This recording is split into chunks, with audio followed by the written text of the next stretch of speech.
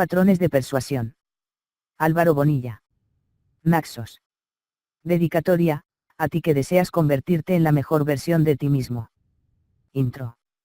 La seducción no es solo cuestión de conquistar y buscar acercarse a la persona que te gusta, lograr intimidad y establecer una relación de pareja. La seducción se realiza en todos los momentos en los que interactúas con las personas buscando cualquier tipo de intercambio, sea este comercial, laboral, o de la clase que sea. Vas a la cafetería y de repente pides un café, la camarera te atiende de buena forma y en algún momento te has vuelto su cliente favorito, conoce tus gustos, sabe qué cantidad de azúcar deseas para tu café, sonríen y el lenguaje corporal de los dos es cómplice. No deseas establecer una relación de pareja con ella, pero la has seducido, has logrado persuadirla para que se grabe en la mente tus gustos, para que su cerebro busque agradarte y construir una relación. La seducción está latente en toda clase de relación. Y cuando descubres este poderoso principio te das cuenta que, cuando eres consciente de que estás seduciendo en cada interacción, tus relaciones sociales adquieren un gran poder, se convierten en el escenario donde las posibilidades son infinitas.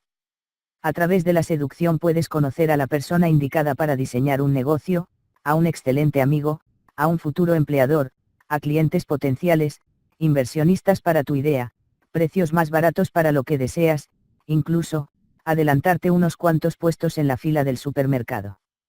La persuasión es la herramienta que emplea la seducción para convencer, para hacer que las otras personas hagan lo que deseas que hagan, ya sea darte un descuento, darte un trabajo, darte dinero, o acostarse contigo. Lo que sea. La persuasión la usamos a diario sin darnos cuenta, cuando la usas exitosamente consigues lo que pides, cuando no la usas efectivamente las personas te dicen no, te aplazan lo que les pides, te dan largas, te evaden, te incumplen. Cuando inicié el camino de la seducción mi inquietud fundamental era conocer cuáles eran las claves del comportamiento humano y cuáles eran las teclas que había que oprimir para que las personas se comportaran de determinada manera. Con el estudio y la práctica descubrí una verdad bastante incómoda: las personas somos más manipulables de lo que creemos. Y al ahondar en este principio me di cuenta que somos manipulables de formas muy sencillas y que incluso nuestro cerebro y nuestras emociones eran demasiado frágiles y estaban débilmente configuradas como para estar blindadas. Podía ver esto en la forma en que las personas tomaban decisiones sin ni siquiera pensar detenidamente las cosas, en las imprudencias, en los arrepentimientos y remordimientos por haber hecho algo que jamás se imaginaron. También lo sé en la publicidad, en las redes sociales, en la forma en que somos esclavos de estímulos tan pobres pero tan entretenidos, como estar pendientes de qué pasa con nuestros amigos en el Facebook, o estar comprando el último gadget cuando ni siquiera lo necesitamos. Y fue entonces cuando la palabra poder vino a mi mente, y descubrí que si estudiaba juiciosamente los principios podría convertirme en un persuasor exitoso, en una persona que influye en los demás.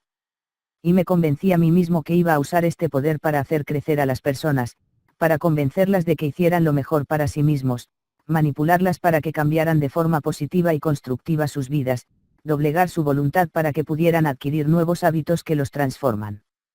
También me comprometí a luchar y emplear mi razón y emoción en crecer a través de la persuasión y la seducción, venciendo mis defectos y acercándome a un ideal de trabajo, crecimiento y liderazgo que pudiera mostrar de forma efectiva y convincente a los demás. Si piensas en construir relaciones sociales fuertes, las herramientas de este librito te serán de la mayor ayuda, y estará en tu intención el desenlace que deseas provocar. Estas herramientas son poderosas, y como tal pueden ser usadas para el lado luminoso como para el lado oscuro de la fuerza. Puedes usarlas sabiamente o con el deseo de aprovecharte de los demás, de su distracción, falta de atención o configuración mental y emocional que traen, y traemos de fábrica. Pero solo tú serás responsable de las consecuencias de tu elección. Si usas estas herramientas de forma positiva, asegúrate de cumplir tus promesas, de respaldar el uso de estos patrones con productos, servicios de la mejor calidad, de usarlos para vincularlos a la verdad, y no como hacen muchos a promesas falsas. Nadie es inmune a la persuasión ni a la seducción. Aprovecha este material para hacerte consciente de cómo los medios, los políticos, la religión, los publicistas intentan convencerte de que desees aquello que no necesitas y que creas en lo que ellos quieren que creas. Primera parte. Fundamentos de persuasión. ¿Qué son los patrones de persuasión? ¿Por qué resulta importante hablar de persuadir? Porque es la forma en que a diario convencemos a otra @s de que hagan precisamente lo que nosotros queremos que hagan. La seducción es el arte del encantamiento, de la atracción de las mujeres, y como ha sido evidenciado científicamente, las mujeres resultan ser mucho más auditivas y sensibles a las palabras que nosotros los hombres. Robert Greene, en una obra a la que ya dediqué una serie completa llamada El arte de la seducción, muestra cómo la seducción desde el punto de vista masculino recae en dominar y tener maestría en el arte de la conversación, en el mundo de las palabras. Justamente esto es lo que hace que la seducción no solamente sea para atraer mujeres sino masas enteras como hacen la publicidad y los políticos. 1. Los patrones de persuasión no son rutinas enlatadas. La gran diferencia recae en que los patrones de persuasión tienen un amplio campo para la creatividad. Funcionan porque no te dan todo hecho, sino que buscan que tú completes las frases y que las adaptes a tu interlocutor o al objetivo de persuasión que tengas. Puede ser vender, una entrevista de trabajo, una campaña publicitaria o salir con una mujer. Las rutinas enlatadas se aplican por igual a cualquiera y no implica de tu parte más que un trabajo de memorización. En los patrones de persuasión se despierta la curiosidad por aprender más sobre la mente y las emociones humanas. 2. En la persuasión conocerás una serie de principios de cómo funciona la mente humana, y cómo es posible sobrepasar algunos bloqueos que impiden que alguien tome una decisión. Y también permite conocer cómo es posible influir directamente sobre quienes toman las decisiones en la arquitectura de la mente humana, las emociones y el inconsciente. 3. En la persuasión uno aprende a que cada palabra, cada inflexión de voz, cada pregunta encierran una intención de obtener un resultado, es decir, nuestra comunicación se vuelve mucho más efectiva. Logras lo que deseas sin rodeos. El concepto que trabajaremos está enfocado en lo que se denomina hipnosis conversacional, que se fundamenta en usar patrones de hipnosis, desarrollados por grandes hipnotizadores como Milton Erickson, Richard Bandler e Igor Ledochovsky, pero aplicados a una conversación común y corriente, como la que puedes tener con una mujer que acabas de conocer o con un cliente. Este proceso de hipnosis conversacional tiene una serie de pasos que es lo que hace que el proceso persuasivo sea exitoso. Son los siguientes. Fase 1. Absorber la atención. Uno de los grandes fracasos que tenemos al hablar con una mujer es que ella realmente no está poniendo atención, está distraída con una amiga, está concentrada en el BlackBerry, están con música demasiado ruidosa, lo que sea. En este sentido es necesario para el proceso de seducción una absoluta atención y concentración en ti. La atracción posibilita la atención pero no necesariamente la garantiza, por ello es necesario, a través de la palabra, jalonar el proceso de atención. Fase 2. Sobrepasar el factor crítico. Este paso es fundamental, puesto que es aquel donde diriges tu conversación a las emociones y al inconsciente, sobrepasando el factor razonable o crítico, por ejemplo la barrera antimujer de la cual tanto se ha hablado, responsable de decir cosas como no me creo eso no funciona, eso no puede ser, esto no funcionará y cosas así. Fase 3. Activar una respuesta inconsciente, es decir, activar una respuesta emocional.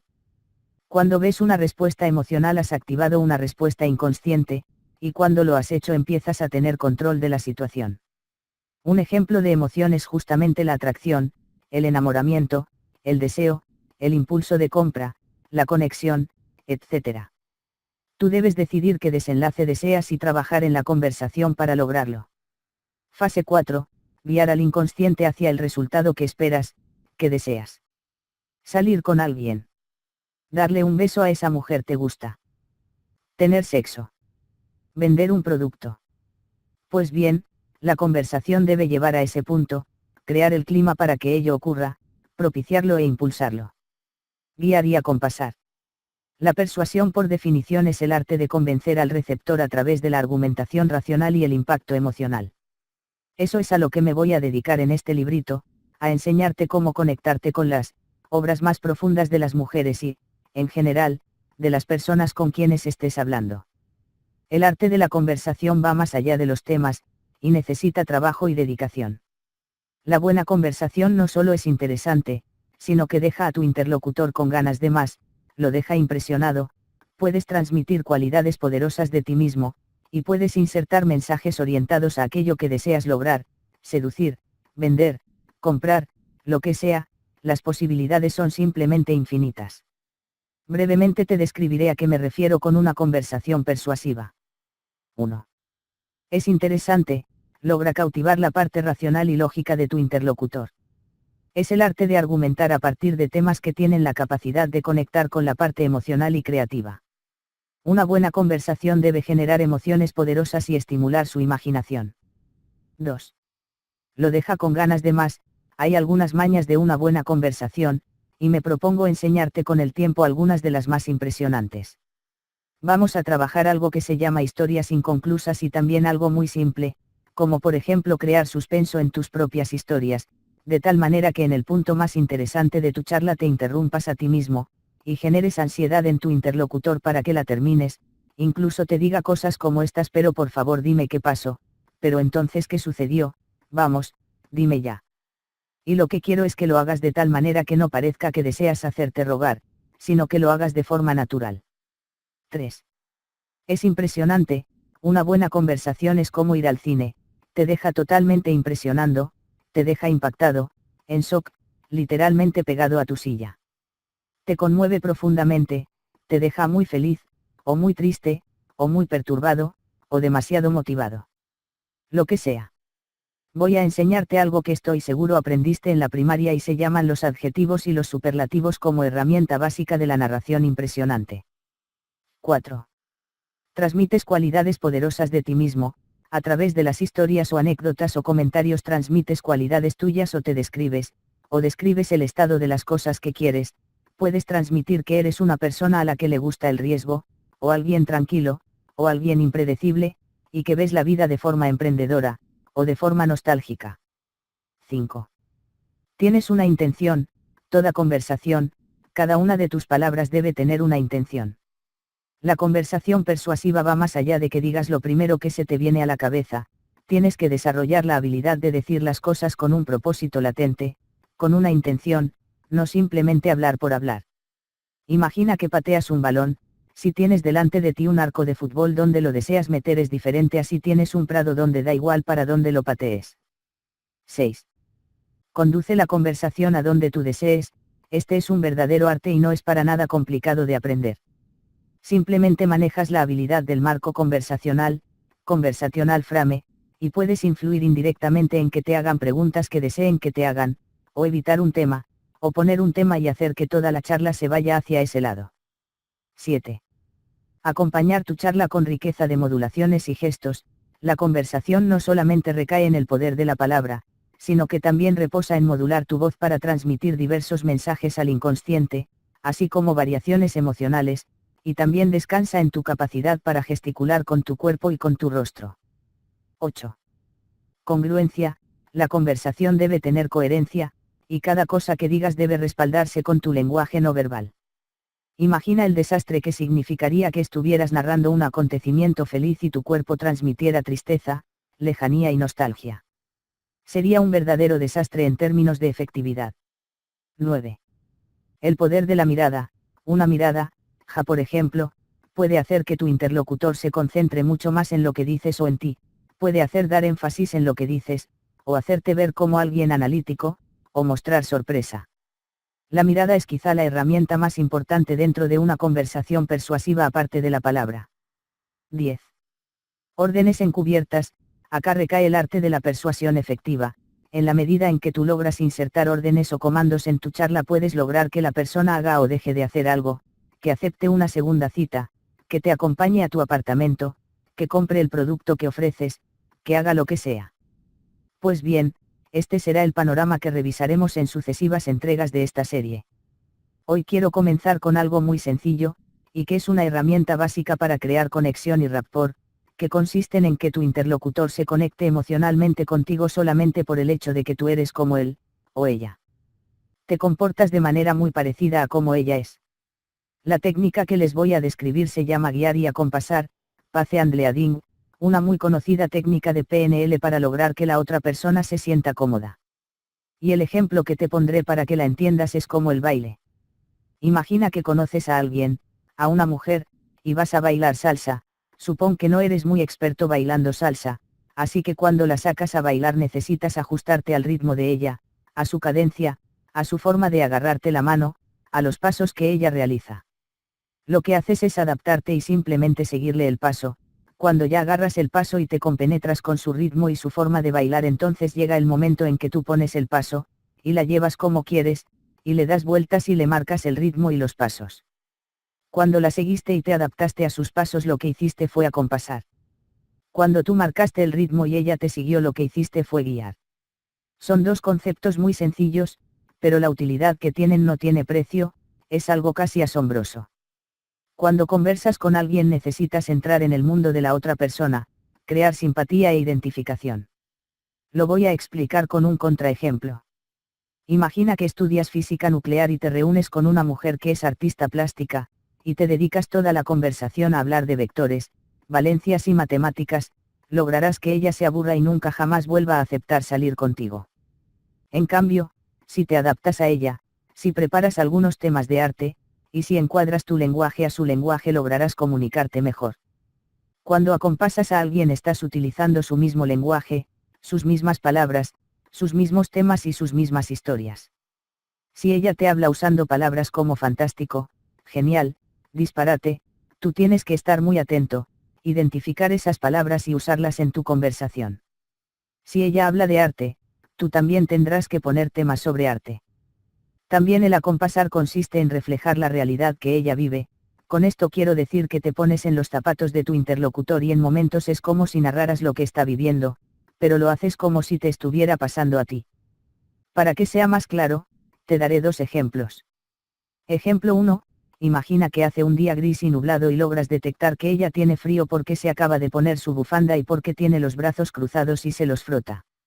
Entonces tú dices: es como cuando ves días como hoy, que son fríos y opacos, y te dices a ti misma: vaya que frío hace, y entonces empiezas a rogar por un poco de calor, pues así mismo me sentí yo ese día cuando presenté mi proyecto ante el gerente de mi empresa.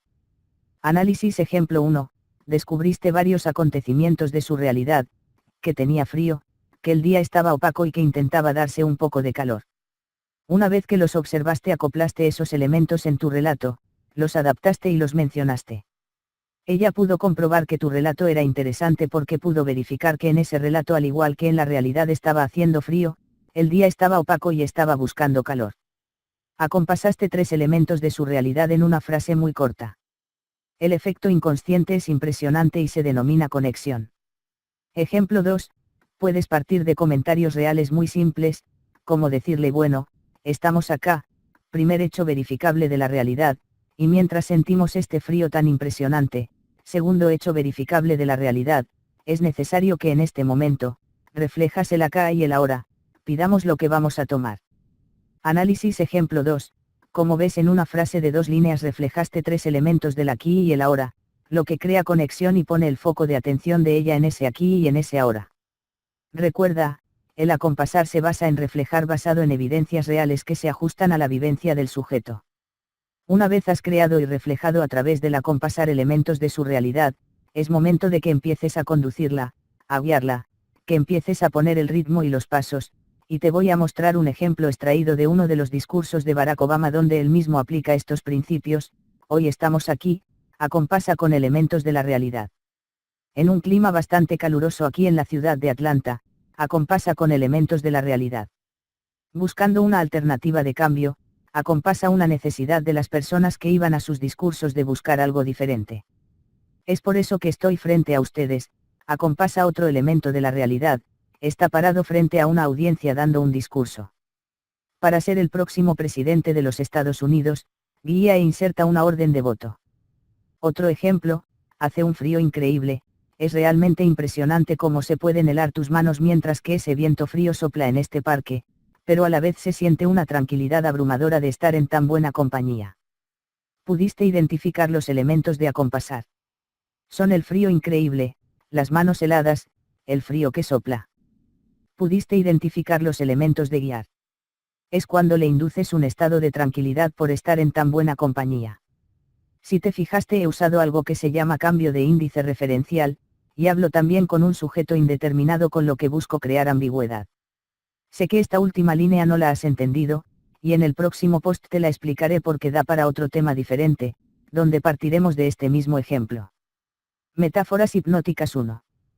Es muy interesante ver cómo algunos miembros de la comunidad anglosajona de la seducción están enfilando sus baterías a los temas gerenciales, ventas y mercadeo, aplicando las estrategias de seducción que tanto han enseñado en otros fines, para ayudar a gerentes, políticos, abogados y publicistas en su trabajo. Un interesante giro que toman David de Angelo y Ross Jeffries entre otros. La seducción no solo es hacia las mujeres, es hacia el éxito. Por eso yo estoy trabajando tanto el tema de la persuasión. Hoy voy a continuar con nuestra serie de conversaciones persuasivas, y voy a escribir acerca de las metáforas hipnóticas, una forma muy elegante de persuadir al inconsciente, y para la cual ya estamos preparados para entender. Pero antes déjenme hablar un poco acerca de la persuasión, porque he recibido docenas de mail que quieren que aclare ese punto, pues bien voy a tratarlo y también hablaré de algo que se llama persuasión encubierta. En psicología hay un montón de textos escritos sobre cómo funciona el cerebro humano y bastantes teorías acerca de cómo es que pensamos, también hay muchos libros sobre hipnosis, programación neurolingüística, mentalismo e incluso lavado cerebral. Las barreras éticas de unos y otros son amplias o estrechas, dependiendo de lo que uno busque.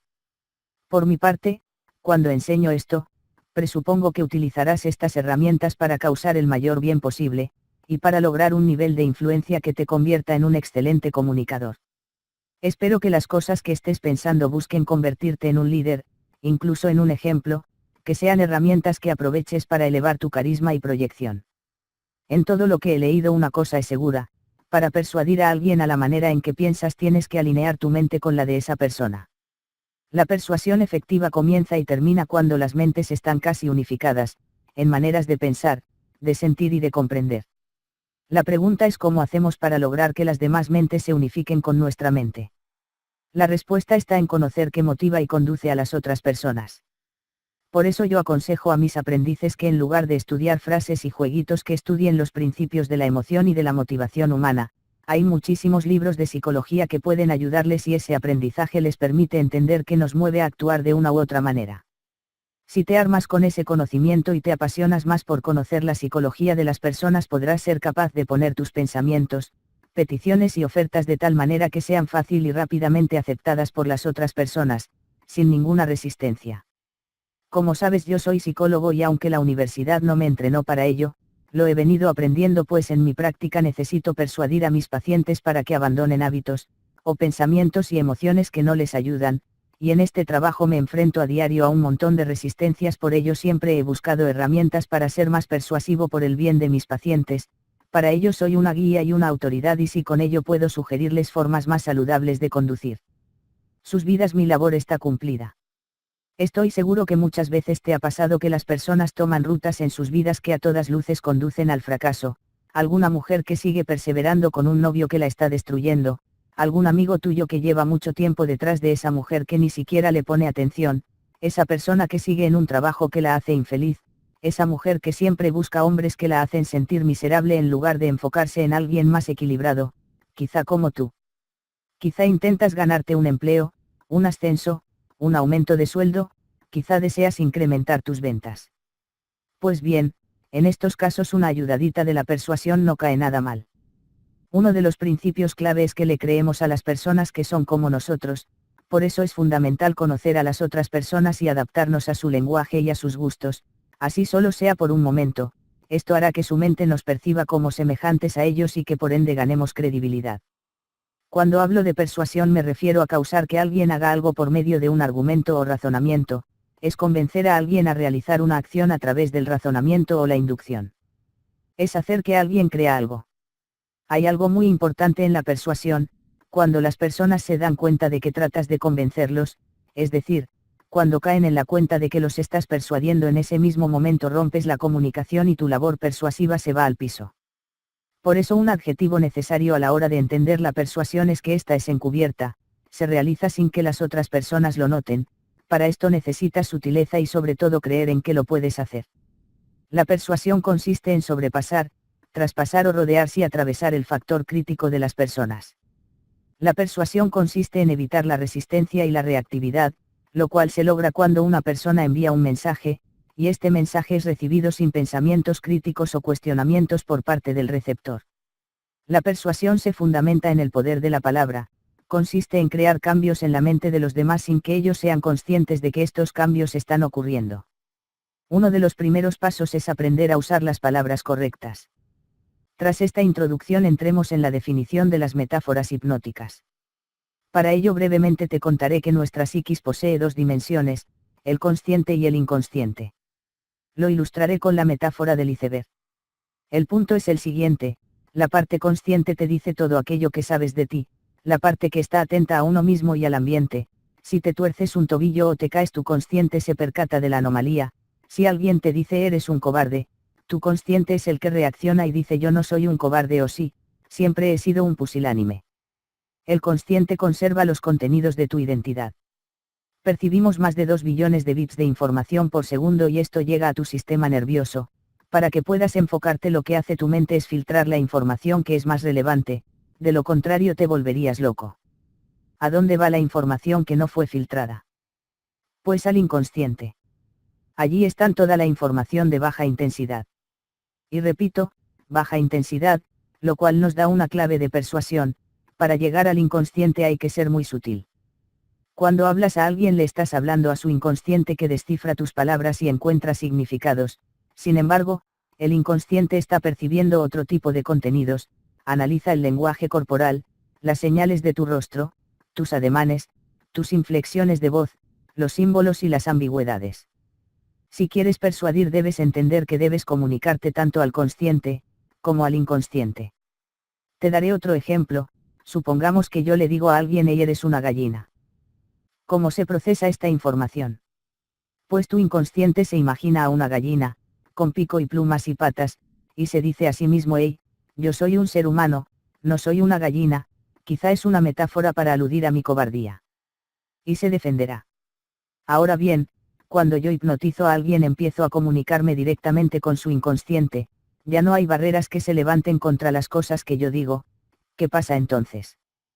Pues que yo le digo lo mismo "y eres una gallina" y esta persona se pone a aletear y cacarear como si fuera una gallina. Eso es lo que uno ve en los shows de hipnosis. Eso mismo es lo que hace la persuasión: toma un rodeo de la censura del inconsciente y transmitir tu orden persuasiva.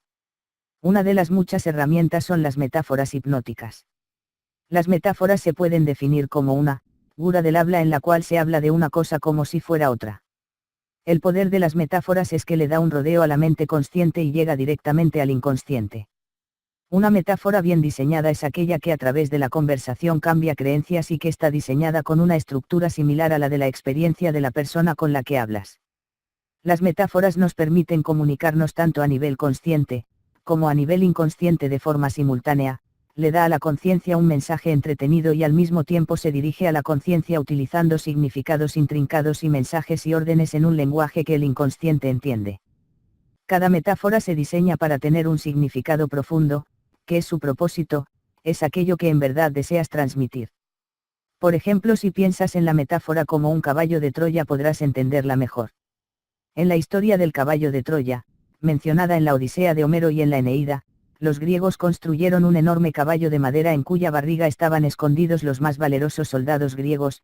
Este caballo fue obsequiado a los troyanos como gesto de amistad y paz y con una frase que decía: con la agradecida esperanza de un retorno seguro a sus casas después de una ausencia de 9 años, los griegos dedican esta ofrenda a Atenea. Los troyanos creyentes de los dioses recibieron el caballo con gusto, ignorando que era una estrategia de los griegos para sobrepasar sus murallas. Una vez introducido el caballo en Troya, los soldados ocultos en él abrieron las puertas de la ciudad, tras lo cual la fuerza invasora entró y la destruyó. Esta es una metáfora, una metáfora para explicar las metáforas. El caballo es la metáfora, los griegos escondidos en su barriga son los contenidos y órdenes y persuasiones que deseas transmitir, las puertas de la ciudad es la barrera que existe entre el consciente y el inconsciente, los troyanos son las personas que deseas persuadir, tú eres los griegos. En lo que consiste una metáfora es en pasar desapercibida por el consciente, como el caballo de Troya, y una vez traspasada la barrera del consciente ingresar al inconsciente y sembrar, seeding, todos los contenidos que tú desees. El lenguaje, las metáforas, busca introducir nuevas estrategias, significados, estados, ideas. El poder transformador de las metáforas no está en la superficie, en la historia como tal, sino en su diseño que contiene en su interior, en la barriga del caballo, un significado, una intención, una orden, una persuasión.